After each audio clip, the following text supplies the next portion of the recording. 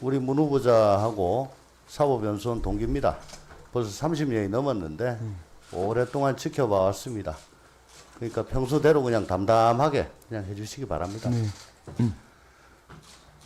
후보자의 좌우명이 그 칸트의 그 어떤 사람도 네. 수단이 될 수 없다. 네. 바로 거기에 인간적인 존엄성이 존재한다. 네. 그렇다고 저 가정법원장 네. 취임사에서 뭐 밝힌 걸로 네. 그렇게 나와요. 네.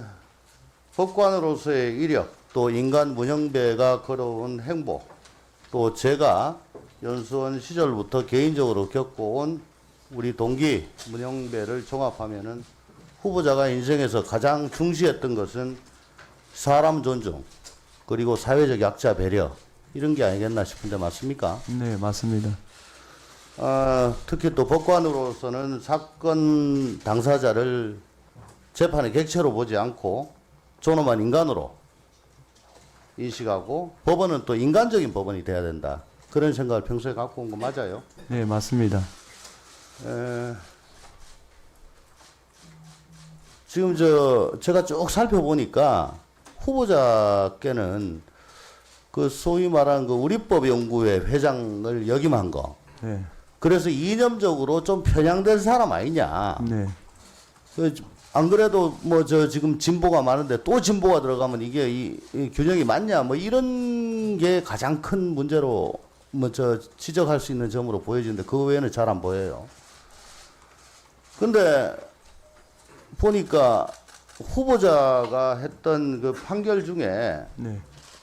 그 이명박 정부가 역점 사업으로 추진한 낙동강 사업, 4대강 사업 취소 소송에서 4대강 사업은 적법하다 이렇게 판결 내린 적 있어요? 네, 그렇습니다.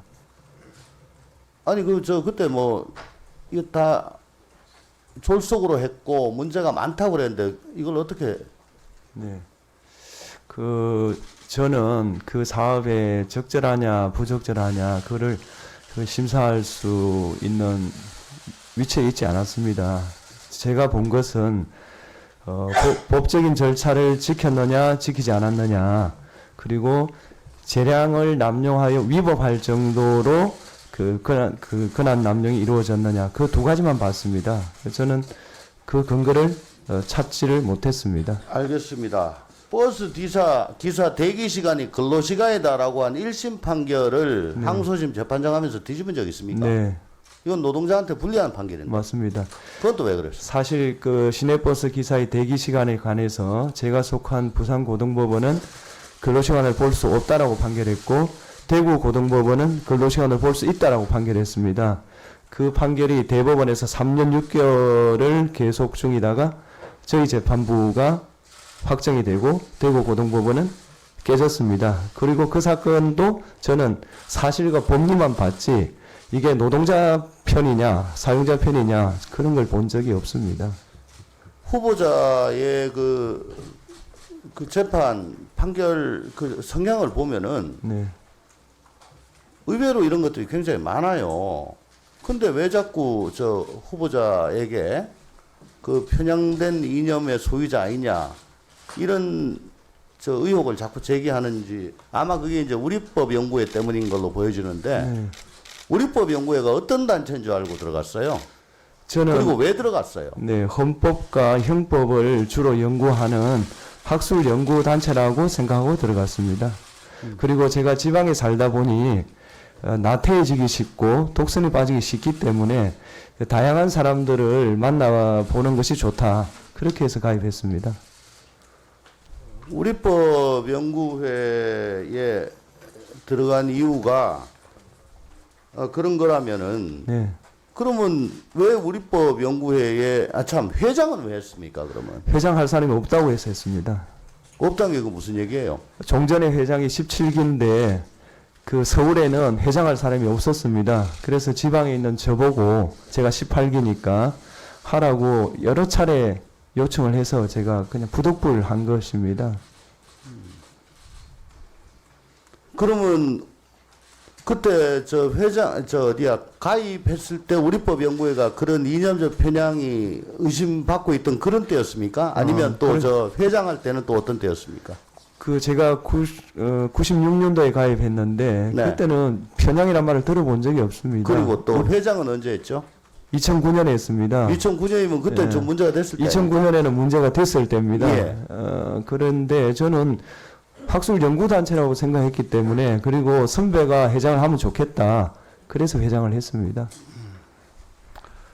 우리법연구회는 제가 알기로는 이념 편향보다는 그 사법부 지상주의 같은 그런 토의를 많이 한 곳 아니냐.